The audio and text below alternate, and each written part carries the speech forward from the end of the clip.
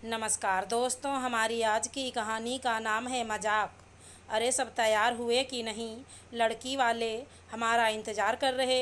अपनी बेटी से कहो कि वहाँ समय से पहुँच जाए और मीनाक्षी बहू से कहो राजन को लेकर जल्दी से आए। नरेंद्र जी सबको जल्दी चलने की आवाज़ें दे रहे थे। मधु जी मीनाक्षी बहू को राजन के साथ ले आने को बोल बाहर चली गईं। मीनाक्षी देवर राजन को बुलाने के लिए उसके कमरे में गई, लेकिन राजन की बातें सुन वो बाहर ही ठिठक गई। राजन फ़ोन पर बड़ी दीदी नीलम से बात कर रहा था। दीदी प्लीज़, आप अच्छे से लड़की देख ली है ना? कहीं वो भी भाभी की तरह मोटी हुई तो? मैं अभी ही कह रहा हूँ कि मैं यह सगाई नहीं करूँगा। मैं भैया नहीं हूँ जो पापा की पसंद को खुशी खुशी अपना लूँ।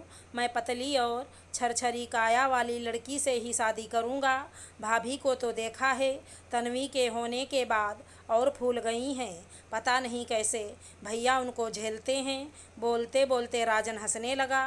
शायद दूसरी तरफ दीदी भी हंस रही थी, जो मीनाक्षी से असहनीय हो गया और वो कमरे के अंदर चली गई। राजन भैया, दीदी के साथ अगर भाभी के मोटापे पर चर्चा पूरी हो गई हो तो नीचे आ जाइएगा, पापा मम्मी इंतज़ार कर रहे। मीनाक्षी का यूं बोलना राजन की बोलती बंद कर गया। ये कोई पहली बार नहीं हुआ था। जब से मीनाक्षी घर की बड़ी बहू बनकर आई, उसे थोड़ी मोटी है, विकास से बड़ी दिखती है। अरे पूरे घर में झाड़ू पोछा बोलो करने को, घी तेल वाला खाना कम खाने को बोलो, सुबह जल्दी उठकर टहलने को बोलो। ऐसी हिदायतें मिलती रहीं और बेटी तन्वी के होने के बाद उसका वज़न और बढ़ गया, क्योंकि प्रेगनेंसी के समय उसे हाइपोथायराइड हो गया। देवर और ननद कोई भी मौका नहीं छोड़ते मीनाक्षी को शर्मसार करने में। सास और पति उसे कुछ नहीं कहते, लेकिन राजन और नीलम को भी कुछ नहीं कहते, और यही बात मीनाक्षी को बहुत कचोटती। हद तो तब हो जाती जब घर के फंक्शन में भी दोनों मीनाक्षी को शर्मसार करते और सभी मुंह दबाकर हंसते। मीनाक्षी आशा भरी नज़रों से मधु की तरफ देखती कि शायद वो उन्हें रोकें, लेकिन मधु राजन और नीलम की बदतमीजी को देवर ननद और भाभी के बीच की हंसी ठिठोली का नाम देकर बात को वहीं ख़त्म करने का आदेश मीनाक्षी को ही दे देती। राजन की शादी नीलम दीदी के ससुराल की ही रिश्तेदारी में तय हुई और आज उसकी सगाई थी। राजन की बातें सुनने के बाद मीनाक्षी का मन किया कि वो सगाई में ना जाए, लेकिन ससुर जी का ख्याल आते ही वो जाने के लिए बाहर आ गई। उस घर में एक उन्हीं का ही सहारा था। ससुर जी ने उसकी क्वालिफ़िकेशन देखकर पसंद किया था। हाँ, वो थोड़ी मोटी थी, लेकिन उसे हेल्दी होना कहते हैं, और यह बात इनको कौन समझाता। राजन की शादी में मीनाक्षी ने सभी कामों को बहुत ही जिम्मेदारी से निभाया। सभी रिश्तेदार मीनाक्षी की फुर्ती और मैनेजमेंट की तारीफ कर रहे थे, लेकिन अभी भी नीलम दीदी और राजन उसके मोटापे को लेकर शर्मसार करने का एक भी मौका नहीं छोड़ रहे थे।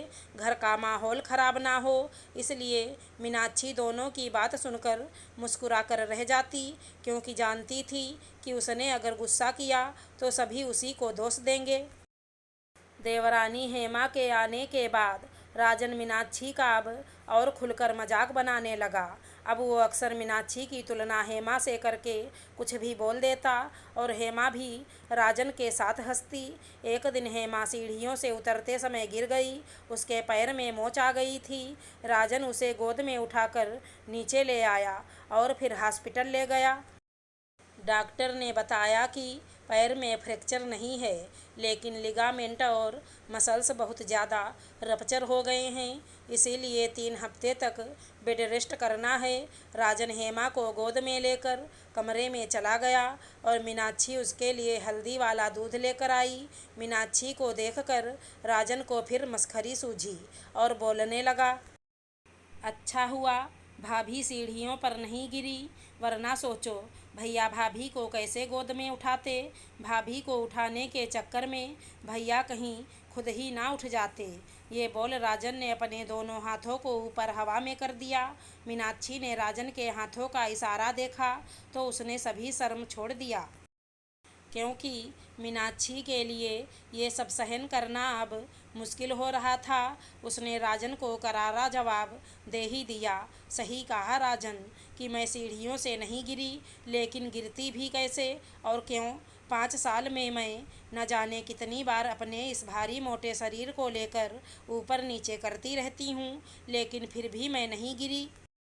हाँ, मैं मोटी हूँ क्योंकि मेरे पापा और पति ने मेरे खान पान में कोई कमी नहीं रखी। हाँ, मैं तन्वी के होने के बाद बहुत फूल गई हूँ, लेकिन फिर भी घर और बाहर का काम बहुत ही फुर्ती से करती हूँ। इन 5 सालों में तुमने कभी सुना है कि मैं बीमार हूँ? तन्वी होने के बाद 15 दिन मुझे आराम करने दिया गया और मैं फिर से उसी फुर्ती से सभी काम करने लगी। तुम्हारी शादी को अभी कितने महीने हुए? यहीं कोई 4-5 महीने। तुम्हारी पत्नी तो बहुत पतली और छरछरी काया की है, फिर भी आए दिन बीमार हो जाती है। मम्मी जी की सहायता के बिना तुम्हारी पत्नी खाना नहीं बना पाती। खाना खाने से ज़्यादा तो तुम्हारी पत्नी दवाई और टॉनिक पीती है। बहुत हुआ बड़ी बहू, बस करो, देवर है, मजाक ही तो कर रहा था। मधु जी एक बार फिर राजन की गलती पर मीनाक्षी को ही चुप कराने लगीं। मजाक मजाक एक बार होता है मम्मी जी, लेकिन राजन 5 सालों से एक यही मजाक करते आ रहे और आप राजन को समझाने के बजाय मुझे चुप रहने को कह रही। इनसे कहती तो ये भी यही कहते कि घर की शांति के लिए इग्नोर करो। कहते हैं ना कि जब तक खुद के लिए स्टैंड नहीं लो, सभी आपको ग्रांटेड लेते हैं, और वहीं मेरे साथ भी हुआ। लेकिन अब नहीं, अब बिल्कुल भी बर्दाश्त नहीं करूँगी। हाँ, मैं मोटी हूँ, लेकिन तुम्हारी पतली बीमार पत्नी से बेहतर हूँ। और हाँ देवर जी, अब आप शादीशुदा हैं तो भाभी के शरीर को निहारने से ज़्यादा अपनी बीमार पत्नी का शरीर बनाने में लगाएं, क्योंकि अभी तो आपकी पतली बीमार कमज़ोर पत्नी को माँ भी तो बनना है। मीनाक्षी की बात सुनकर आज शर्मसार होने की बारी राजन की थी। उसने सोचा ही नहीं था कि मीनाक्षी उसे इस तरह हेमा के सामने शर्मसार कर सकती है। लेकिन कहते हैं ना, कभी भी किसी की खामोशी और चुप्पी को उसकी कमजोरी नहीं समझना चाहिए। अगर मधु जी ने पहली बार राजन को ऐसे भद्दे मजाक करने से रोक दिया होता तो आज राजन को अपनी पत्नी के सामने शर्मसार नहीं होना पड़ता। 5 साल लगा दिया मीनाक्षी ने। अगर उसने ही राजन को पहले मजाक में ही समझा दिया होता तो उसे भी शर्मसार नहीं होना पड़ता। देवर ननद भाभी का रिश्ता मजाक का होता है, लेकिन उसकी भी एक मर्यादा होती है और शर्मसार करके रिश्ते नहीं निभाए जाते। अगर हमारी कहानी पसंद आई हो तो चैनल को लाइक शेयर सब्सक्राइब करें। धन्यवाद दोस्तों।